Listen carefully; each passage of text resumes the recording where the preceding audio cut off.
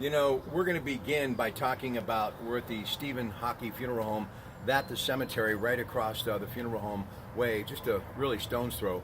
All of the flags still out because of Memorial Day. Your dad in the Navy, we're here because of the passing of your mother. She'll be viewed tonight and then tomorrow afternoon and tomorrow night. And then the massive Christian burial coming up at 11 a.m. on Wednesday. But your dad, very proud of his service. And I know that has carried over to your time in the military, your brother, all of the books that you've done, and how passionate you are about the men and women of the military. And I think that visual alone should just make everybody realize how important every member at any time, every generation is when it comes to serving in the military, Bob. Oh, absolutely. Yeah, it was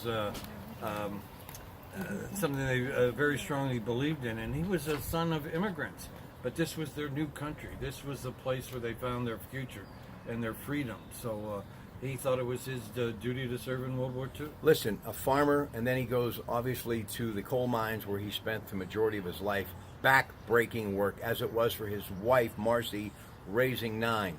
What was it like to be in that family that was full of a lot of love, but obviously a lot of work?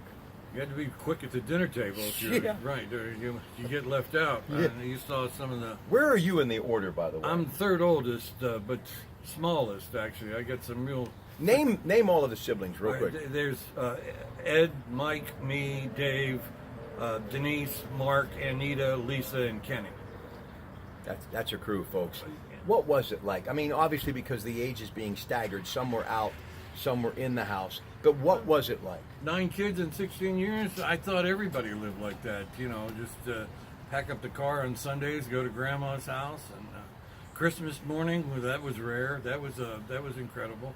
And it's just such a rich, rewarding experience to have those kinds of relationships early in life, and it just means everything to you. You know, we weren't the most well-to-do, obviously. We didn't have a lot, but we had each other. You think a lot of the books that you write about your family and really the military has a lot to do with what started around that dinner table? Absolutely. There's no question there was a connection. You have to write what you know and write what you feel, but yeah, that's where it all started. I got to talk about this before we go because we're both big fans of a little Schlivovitz, fine wine and good spirits. But your ethnic background, that meant a lot to your mom and dad. Oh yeah, I mean the homemade spirits, and they made their own. They made everything themselves. They were very self-reliant people, and made their own wine, made their own beer, and just grew their own food. So it was everything you needed. Amen. Listen, I'm going to give you the final 30 seconds about your mom. What would you like people to remember about her? I mean, believe me, there's a book in there somewhere. She was the one who would never want the spotlight, but she had such a quiet dignity about her. She worked so hard, and she's notorious for having this effusive laugh that was contagious. And tell the folks what you told me in there about how people could hear it in the neighbors. From 3 doors down where she grew up, that they would say, oh, the Garcher girls have gotten together because they could hear them laughing 3 doors away, 3 houses away. And no matter how tough the times were, she maintained that sense of humor and that laugh.